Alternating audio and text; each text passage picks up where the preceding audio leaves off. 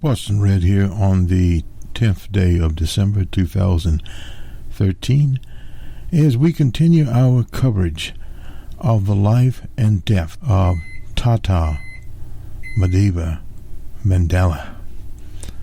Long live Tata, long live Madiba, long live Mandela. We talk with Bill A. Graham in the Bronx, New York, a little later.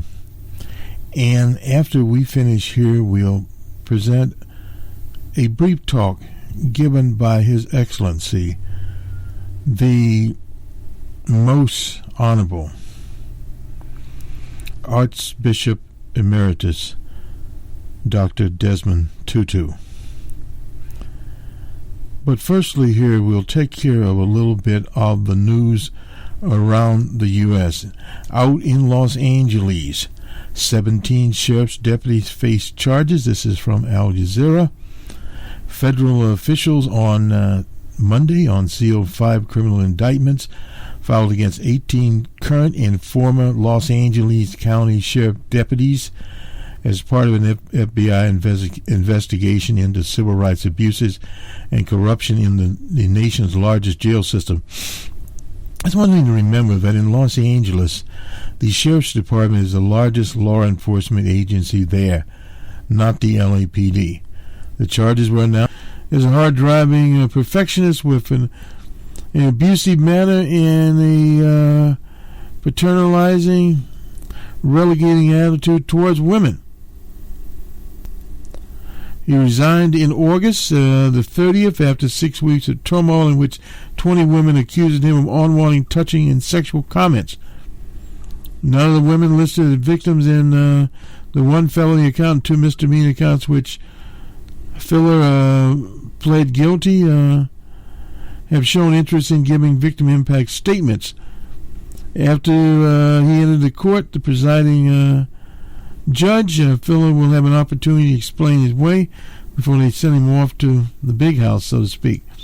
So that does it from the West Coast. We go on to the Archbishop Emeritus, Dr. Desmond Tutu, on the life of Madiba, Tata. So we'll go there, and then we will go to a conversation we had with our music director, Bill A. Graham, in the Bronx, New York, a little earlier last night. Good day and peace out. Inhabit a global village. In the traditional village, you had people you called the elders. And they said to Madiba, we think we need to have global elders. And Madiba said, oh, yes, that is a good idea. And they said, well, please invite them. And some of you know, he invited a whole range of distinguished people. One of them is Mary Robinson, the former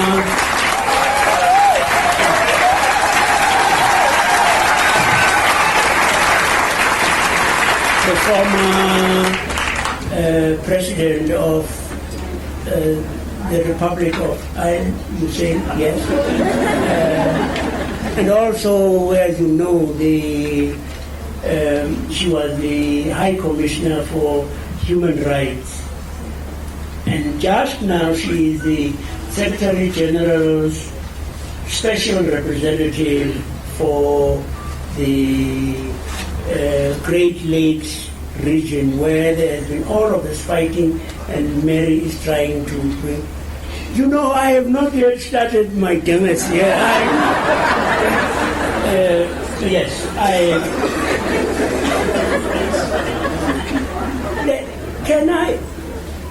Can I ask us,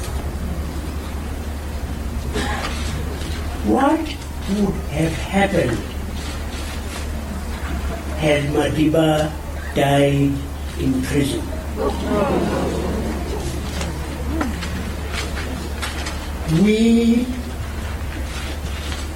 The whole world, or at least the world, would have believed that this man and his comrades were people who believed the lies of Soviet communism. Wonderfully, of course, as we know, the anti-apartheid movement triumphed and sent that vicious system reeling into the gutters of history. We triumphed. Justice and goodness triumphed.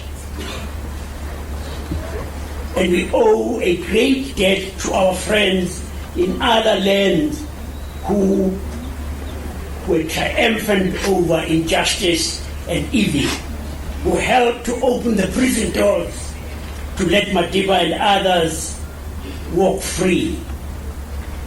And so we want to thank them, all of you here, and all of you who may be reading, listening to this address. We, South Africans, want to say to you, our sisters and brothers in the international community, thank you. Thank you for having supported us. Thank you so that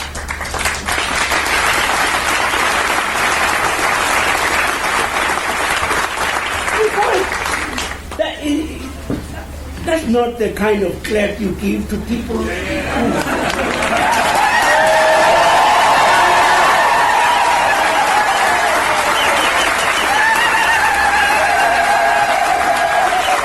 My wife is standing, and so you must stand.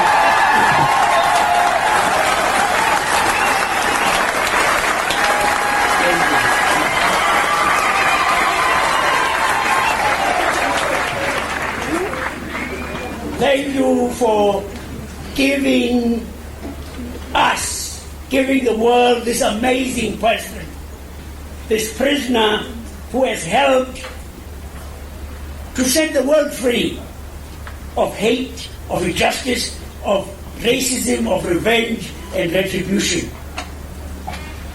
He emerged from that crucible of suffering and being dehumanized, breaking rocks, sewing post office bags, working in the quarry. And you know what it did to his eyesight and to his lungs. Yeah.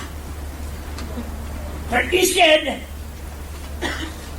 of being consumed by hate and a lust for revenge, emerging as a stalwart for reconciliation, magnanimity, and forgiveness. The world watched with awe, having expected a racial bloodbath to happen in our country. A bloodbath and conflagration.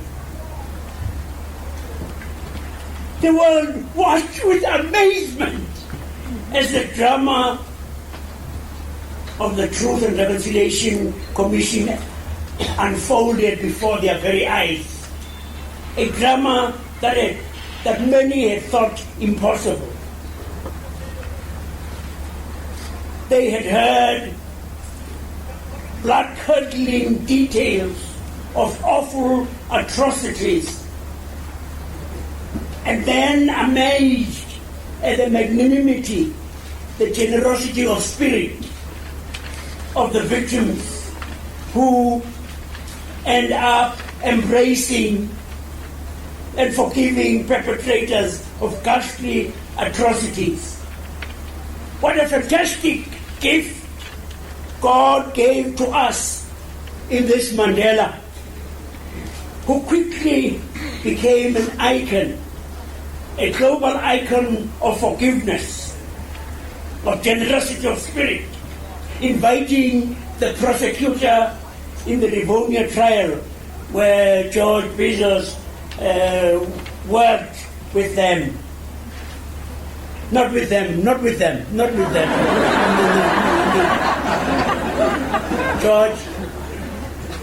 George, let's just clap George, man. Let's just clap George.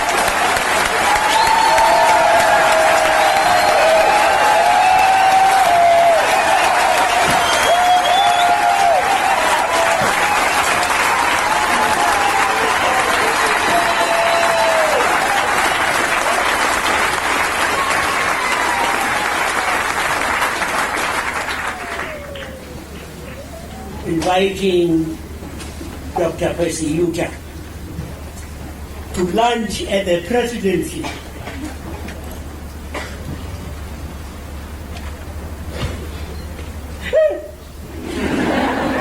And you know, he goes to Orania, where they were saying, this is going to be a place only for Afrikaners. To do what? Can you imagine the president of a country going to have tea and food systems with the widow of the architect of a party? It is unbelievable, but it happened. And you know, the chemistry of this country began to be affected.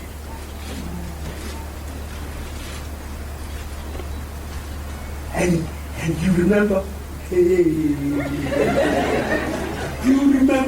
that day when he wore the Springbok jersey?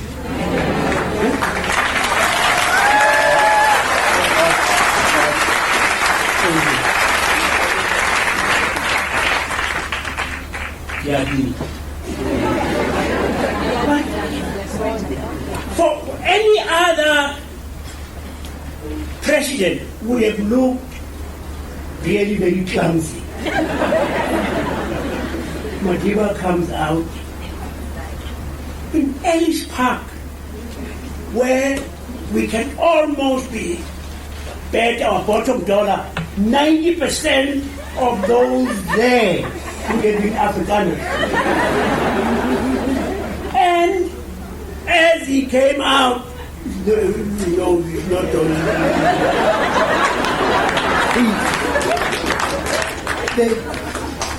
That place erupted.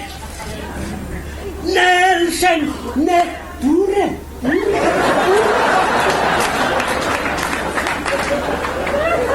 incredible. I mean, it's unbelievable. Oh God, God really.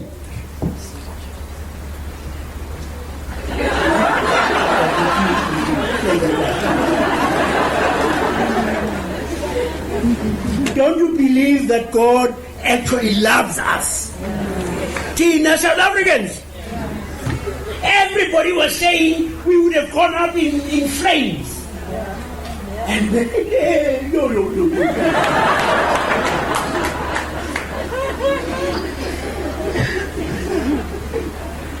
And he was like, he really was like a magician. He really was like a magician with a magic wand, turning us into this glorious, multicolored rainbow people. We are not there yet, but yay! Did you see what happened in 2010? For 2 months, there was no crime. No crime.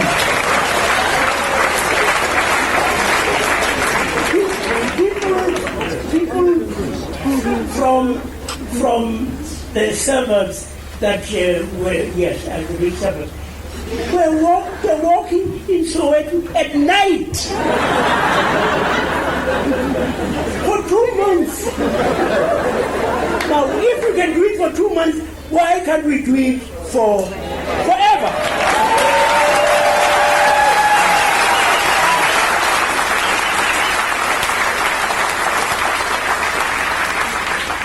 It is that this repulsive caterpillar, South Africa, which used to be the world's pariah, transformed.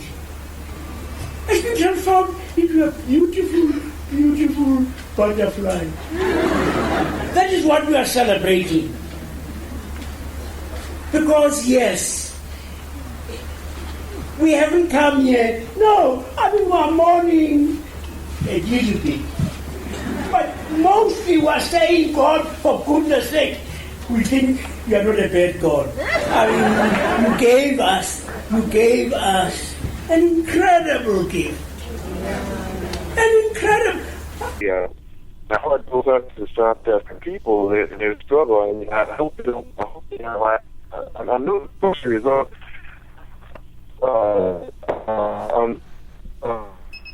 them like it is here in the U.S. I mean, it is always talking about with the election. They say that we're looking at a post-racism period in the U.S. with the election on the earth, and they're relentless in their quest for freedom. And it seems, and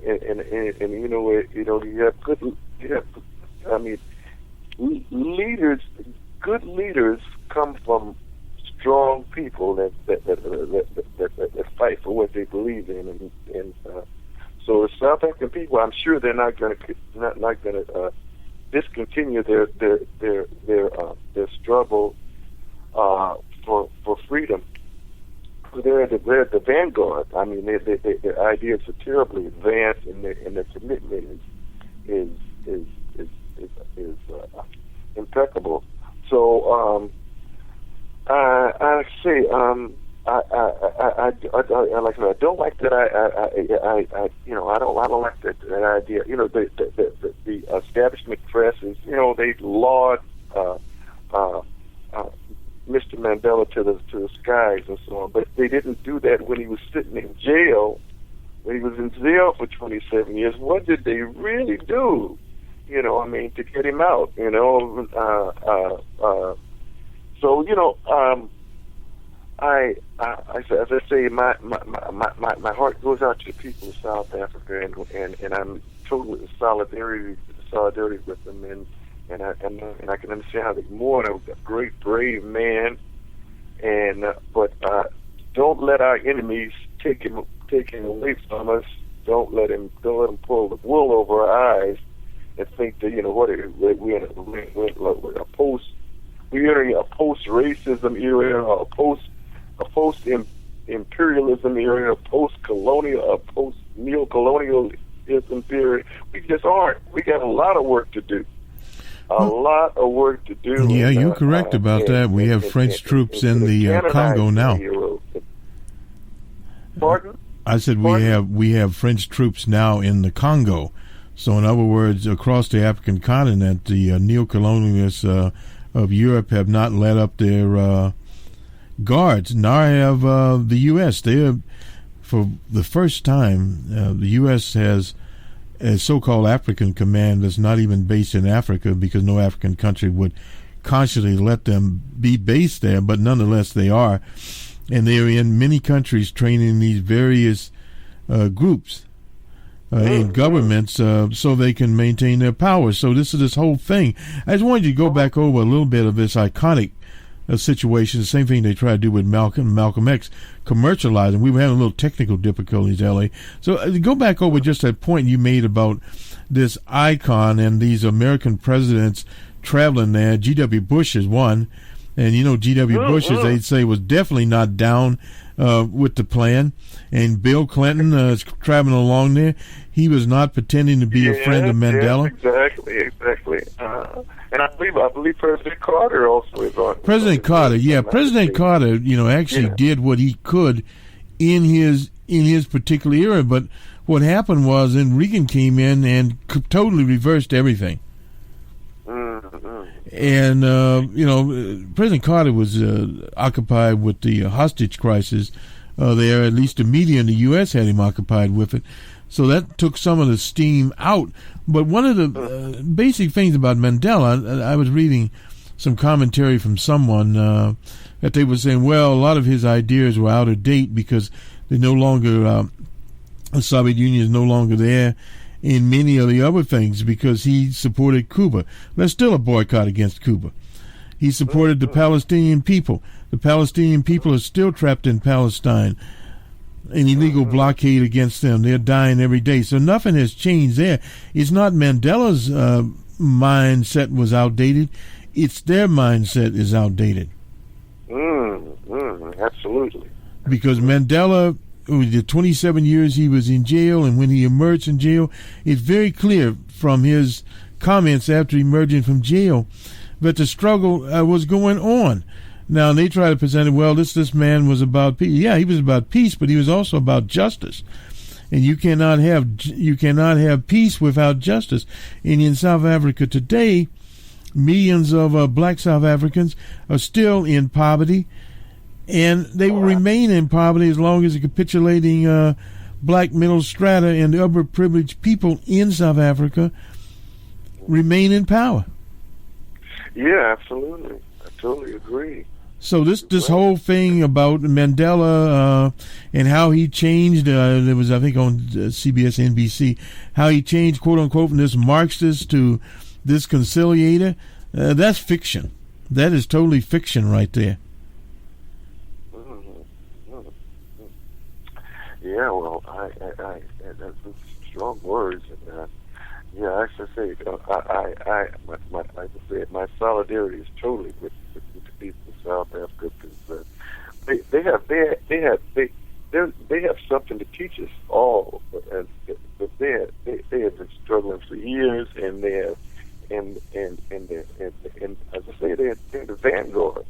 I've had people tell me that have met various activists from South Africa, and they said these men and women their ideas are some of the most advanced people on the planet. I mean, they're really committed to this struggle. No doubt. They were. I so appreciate what you said. What you said, and as I say, this whole thing about canonizing the people's leaders, and then and in that way taking, I don't want to say emasculating, but anyway, taking the sting out of them, keep taking the real power away from them. It's like I say, you have people that run around. Like I had a professor at the school I attended to for a couple of years. They said, she said she's all for Malcolm X. Well, wait a minute. Okay, then are you for community self-defense in the black community when we come out under racist attacks from the police force? No. Well, are you for black become wiser politically and make smart choices and not just go for the phony baloney and make sure that the people that claim that they're friends are for certain concepts like self-determination and society that's for real solid education for all kids, particularly black kids and whatever race and everything, and a society that's gonna have a real growing society that's open and has opportunity for people, and instead of society that's make pauperizing people. Are you for that? Are you for? Yeah, I mean, all the goals, all the things that Malcolm worked for in his life, she wasn't for it, but she was for Malcolm.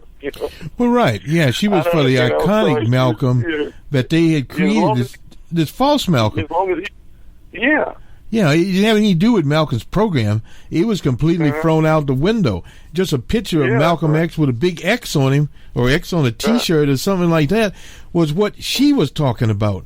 As far as the community self-determination, she wanted to be the one determining the determination. See, this whole schism here, but they prop a leader up. They did it with Malcolm. They did it with Dr. King. All these characters coming out talking what a great man Dr. King was.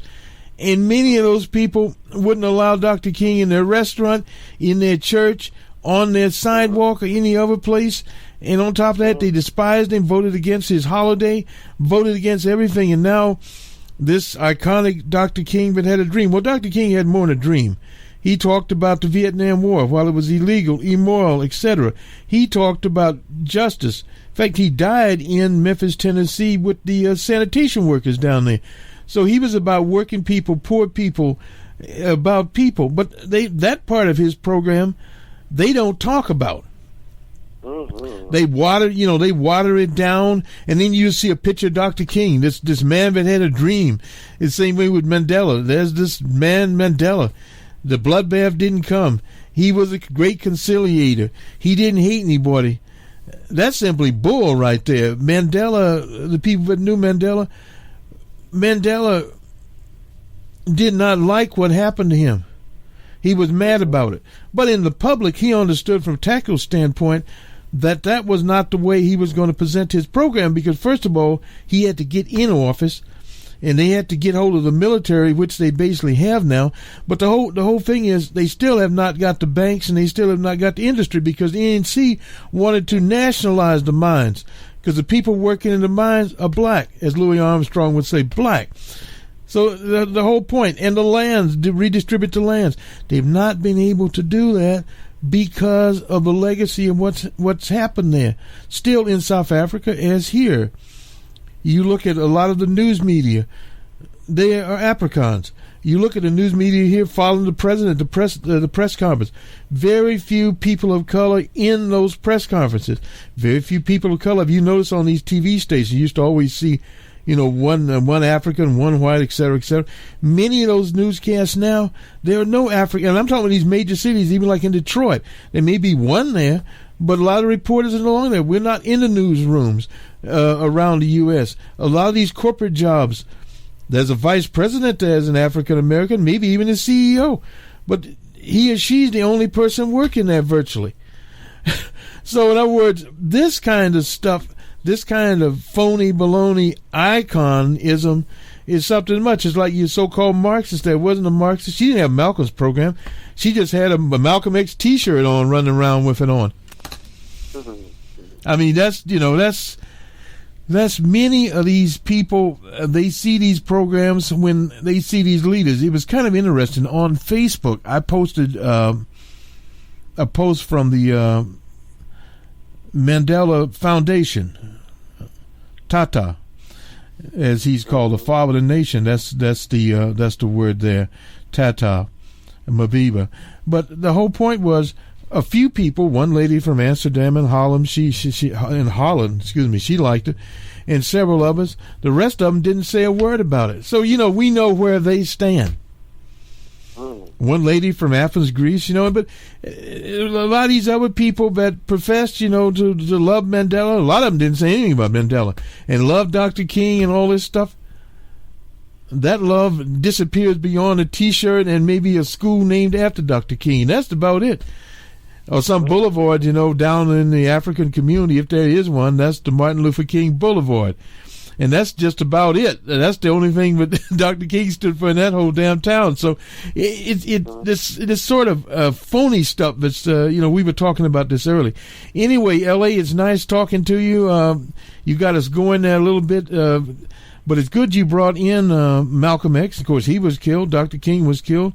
Mandela, fortunately, was able to die of old age. Chris Hani in South Africa was brutally murdered. The people almost literally took the country down on that one. And also Chris Biko. I mean, there were thousands of South Africans that literally were beheaded, burned, killed, just like here, lynched, and nothing was done about it. And, that part of the story also needs to be told. You imagine staying in jail for 27 years. The Africans in there many times didn't have shoes. And another trick they pulled on Mandela was they would give him shoes. He's a big man, tall fellow. But anyway, they give him shoes that are too small for him. And so he still walked, like that. And also he contacted tuberculosis there because of ill treatment that they gave to the black Africans in the damn prison. I mean, didn't bring the proper clothes, anything like that. Sometimes no shoes. I mean, these things, this constantly torturing of somebody, for 27 days is enough, but for 27 years, just tremendous. The man had courage because he came from a people that had the courage. And that's what the South African people need to be about in 2013. I agree with you there, because their struggle isn't even half done. No, it's just like the struggle here. We were talking about with the new, de Blasio, the new mayor. Well, I mean, the mayor's got a son with an afro. He's got a wife with an afro. That's good. But if they still running stop and frisk on the rest of the people wearing afros, that's no good. So we'll wait and see what the situation was, and if when New Yorkers went to the voting booth, did they actually vote for something, or did they just vote for another person going to be an icon? Bloomberg's an icon with his 17 bodyguards like you were talking about. At least he can afford them. Anyway, nice talking to you, L.A. Bid you a good night, and as they say, peace out. Oh, thank you, man. The pleasure's mine. Yeah, very good. Good night. Bye-bye.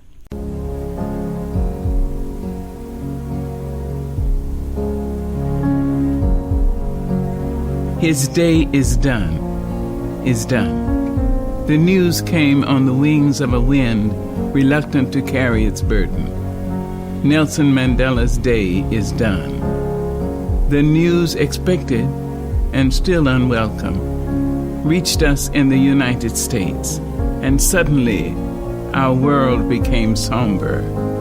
Our skies were leadened. His day is done. We see you, South African people, standing speechless at the slamming of that final door through which no traveler returns. Our spirits reach out to you, Bantu, Zulu, Xhosa, Boer. We think of you and your son of Africa, your father, your one more wonder of the world. We send our souls to you as you reflect upon your David, armed with a mere stone, facing down the mighty Goliath.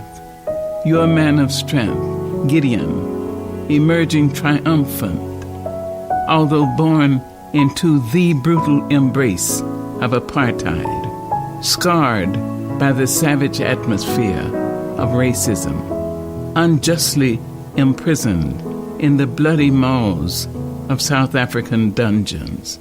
Would the man survive? Could the man survive? His answer strengthened men and women around the world. In the Alamo in San Antonio, Texas, on the Golden Gate Bridge in San Francisco, in Chicago's Loop, in New Orleans' Mardi Gras, in New York City's Times Square.